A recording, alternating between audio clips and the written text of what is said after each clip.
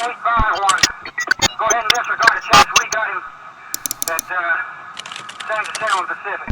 Out there. Up next, a young girl witnesses her mother's murder. And you said that she's bleeding? All over the place. But for years, the crime goes unsolved. This was somebody that Crystal knew, and probably knew well.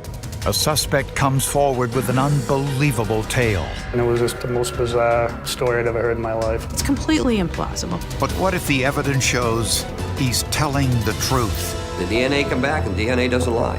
In the summer of 1992, Crystal Perry bought a small house in Bridgeton, Maine. The single mother thought it would be the perfect place to raise her daughter, Sarah. My mother's #1 priority was taking care of me, and she did all she could to, buy a house for us as soon as she could and make sure that, I had a really stable upbringing. Crystal found work in a local shoe factory, and by all accounts, was a good parent. Whoever you meet to speak with her, they would say she worked very hard at the local shoe shop, trying to make a better life for she and Sarah. It was a steady, peaceful life. But one night, after 12-year-old Sarah had gone to bed, she heard an argument between her mother and a man. I'm woken right up from sleeping with her saying no as loud as she can in the loudest, most terrified voice that you could ever imagine. Sarah didn't know what to do. She opened her door and looked out, but couldn't see anything. Then she heard a drawer in the kitchen open. I heard silverware clanging against each other. After that, I heard a repetitive banging noise, which I figured was someone killing someone else with a knife. Then the screaming stopped. I realized I have to make contact with the outside world, and I have to do what I can if she has any chance at living. She didn't hear the attacker leave. She wasn't sure if the attacker was still in the house. Incredibly, Sarah risked her own life and left her bedroom to check on her mother. I saw a body on the floor, and I saw a lot of blood.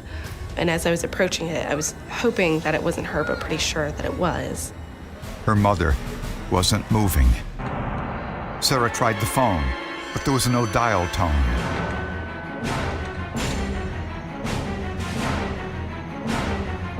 So she ran a half-mile to a neighbor's house and knocked on the door. But no one answered. She kept running and finally came to a small restaurant. And I said, someone's killed my mother, and I think this person could be after me. I really need to call 911. I woke up in the middle of the night, and Mom was screaming, no, water, really loud, and then it kept getting faster and faster. So your mom is in the house right now? Uh-huh. And you said that she's bleeding? All over the place. When police arrived, Crystal Perry was pronounced dead at the scene. It's a horrific scene. Crystal Perry is lying on the kitchen floor. There's blood everywhere. There's pools of blood, there's footprints in blood, there's blood drops. Crystal Perry had been stabbed more than 50 times.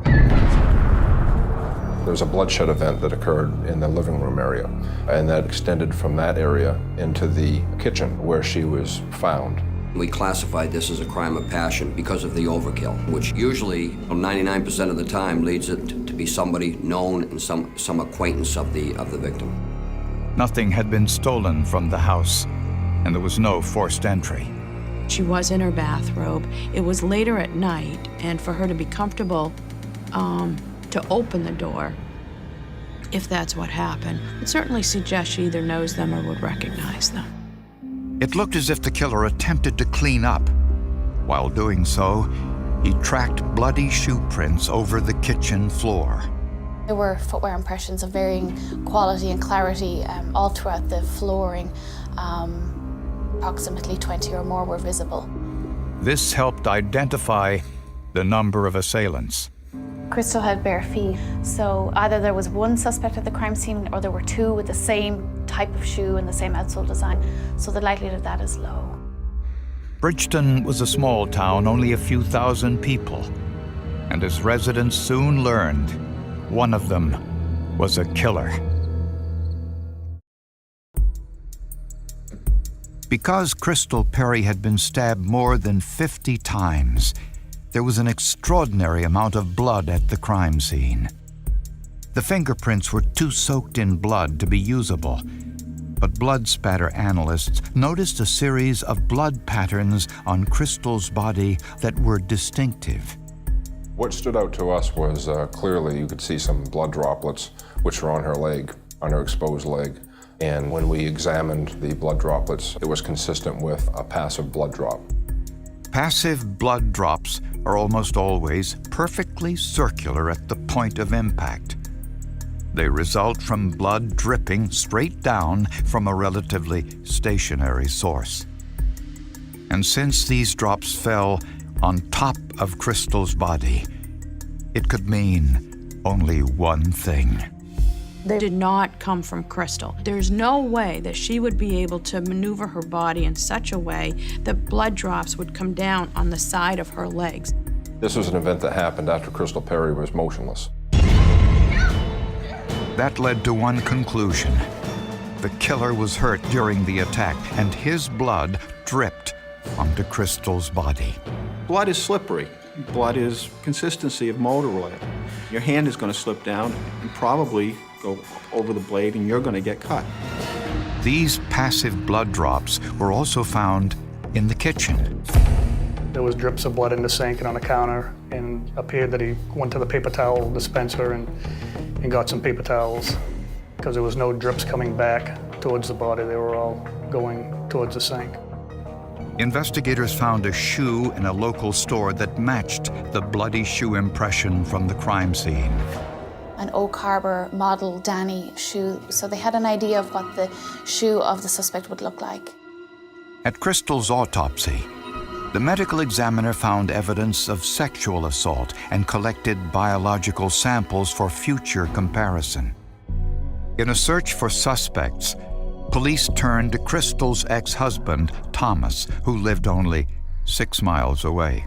My parents divorced when I was 3 or 4, and I didn't really have a relationship with my father. He was in town, but I didn't know him very well. At the time of the homicide, Crystal and Tom were not getting along. They didn't care for one another. It may well have been over child support issues. Thomas had an alibi for the time of the murder. He was home with his living girlfriend at the time.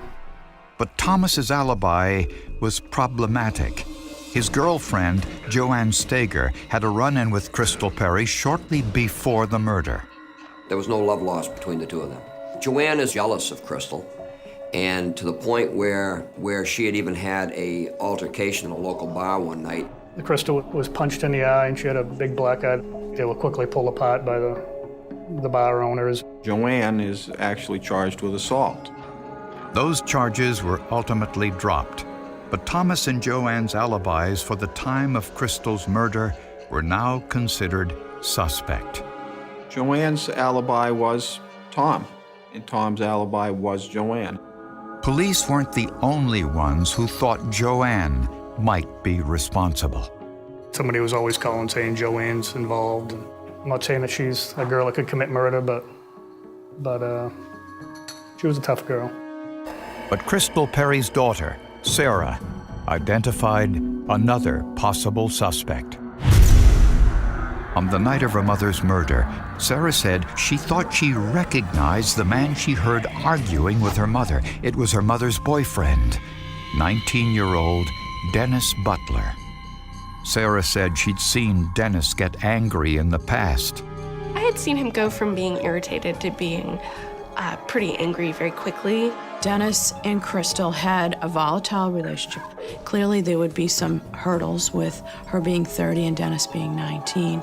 Crystal says to a co-worker that there was an incident involving her where Dennis and her got into a fight, and during the fight, it was a verbal fight, and he had showed a knife and made a threat to kill her. When questioned by police, Dennis denied he was at Crystal's home that night. He said he was at his parents' house. His folks had no idea whether he was there or not. Dennis offered to take a polygraph examination to clear his name. Twice he took the test, and he failed both times. Everything pointed to him. everything. And I mean, the more we got into it, the more fingers began to point at him.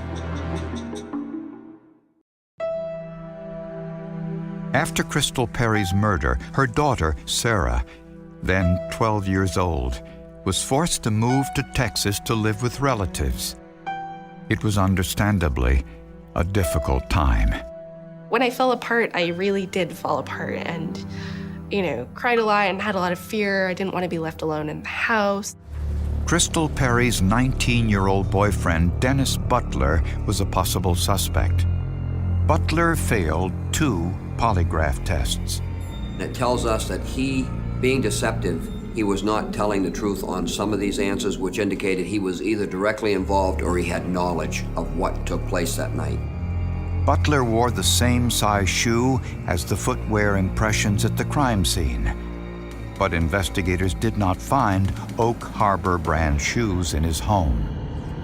When investigators asked Butler for his DNA sample, he agreed, but in return, asked police for a favor in the event they returned to arrest him. He says, I know everything's going to point to me, and so when it does, just try to give me a little bit of courtesy here. When you come to get me at my place of work, would you come in the back door? Because they've been really good to me, and I don't want to embarrass the business. I think in my whole 15 years in the homicide unit, I don't think I ever had anybody say that to me. But when Butler's DNA was compared to DNA from the crime scene, to everyone's surprise, there was no match.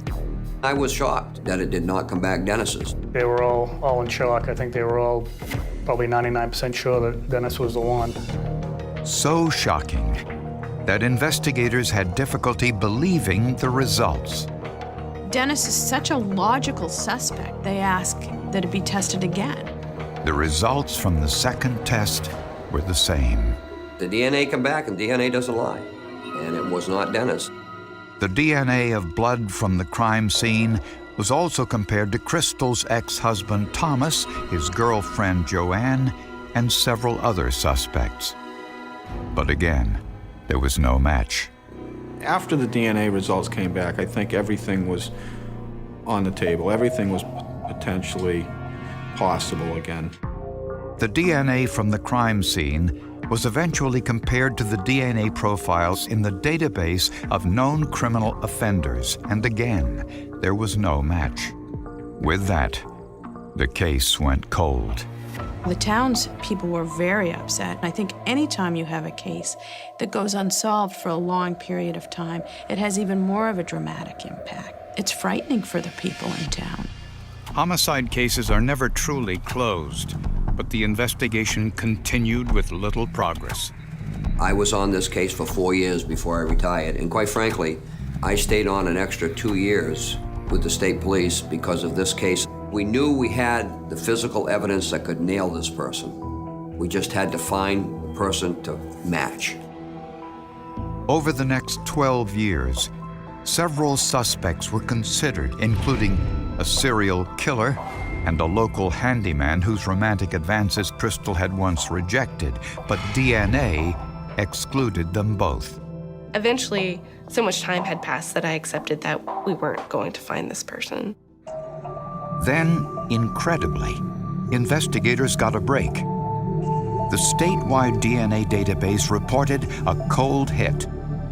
A man named Michael Hutchinson had recently served 6 months in a Maine prison for a weapons offense, and he was required by law to submit a DNA sample for the database. It matched a DNA sample from Crystal Perry's autopsy. It is his DNA. It was DNA to a mathematical certainty. It was him, to the exclusion of everyone else. It was his DNA at the Crystal Perry residence. Michael Hutchinson lived within about a mile of Crystal Perry at the time that this incident occurred. Hutchinson was 19 years old at the time of Crystal Perry's murder. He was never on the screen. He was barely 20 years old. His name never surfaced because there was no relationship between the two of them. They were never seen together. When questioned, Hutchinson made a startling confession. He admitted he was with Crystal on the night of the attack. His story is that he was having a secret romance with Crystal. Hutchinson claimed he and Crystal were in bed when an intruder burst into the house.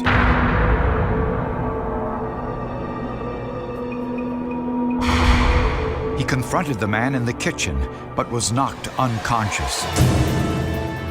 He then wakes up, sees the man over Crystal, stabbing her, and he runs out the door. Did police find a possible witness to the crime, or had they found the killer? Michael Hutchinson claimed he had an explanation for why his DNA was at the scene of Crystal Perry's murder. He claimed he was in Crystal's home when an intruder broke in. He said he fled the scene during the attack to protect himself, and later was embarrassed to admit it. He said he was ashamed because he couldn't protect Crystal or Sarah, and he got scared and ran out of the house, and he didn't tell anybody because he was ashamed. Even Hutchinson's ex-wife, who had filed 2 protection from abuse orders against him, insisted he was no killer. I don't believe Michael's a murderer. I don't believe he's capable of it, and I support him fully. But Hutchinson, who worked in his father's construction business, was known to have drug and alcohol problems.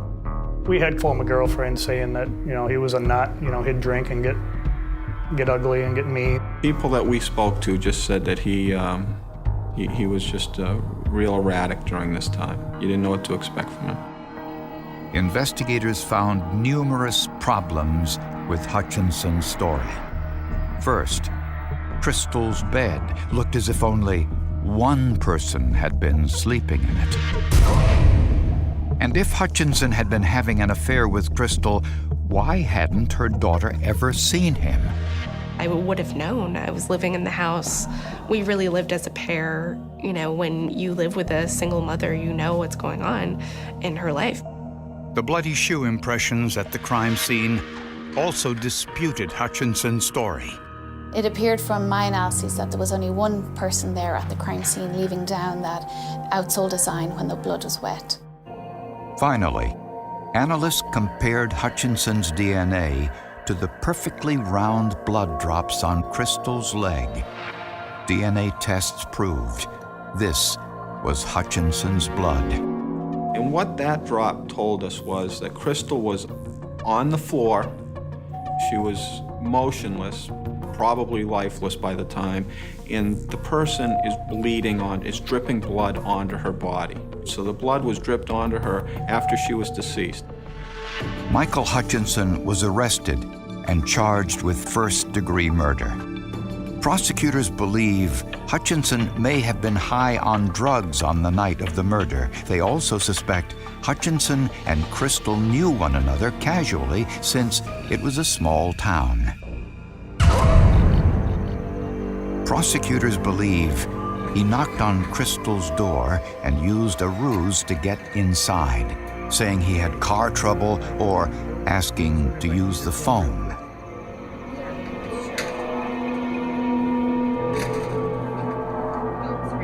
They think his real motive was to make a sexual advance, which Crystal refused. There was a fight. The evidence suggests Hutchinson used a knife, then stabbed her to death. At some point, he cut his hand. His blood dripped onto Crystal's leg in perfect circles, proof he was standing over her and was not running away as he claimed.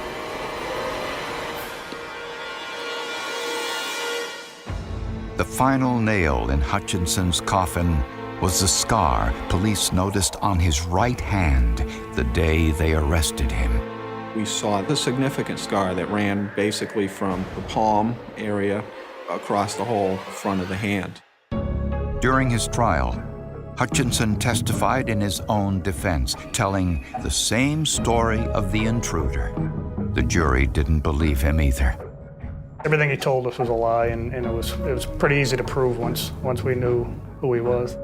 It took the jury just 2 hours to to find Michael Hutchinson guilty of first-degree murder. He was sentenced to life in prison with no possibility of parole. I know this is a really big day, not only for me and my family, but that it will also bring peace to a lot of other people. The best I can do is accept that there is pure evil in the world and that there are people who are not redeemable. Although it took years to solve the crime, science eventually brought justice to a daughter who never lost hope. I would say the scientific facts in this case really have ruled out any sort of ambiguity that might have been left in anyone's mind. It was the investigators that found the blood spot that didn't belong on Crystal Perry's leg, but it was the DNA that really solved the case, because without that, we never would have found Michael Hutchinson. If not for forensic science in this case, we probably would have put the wrong person behind bars.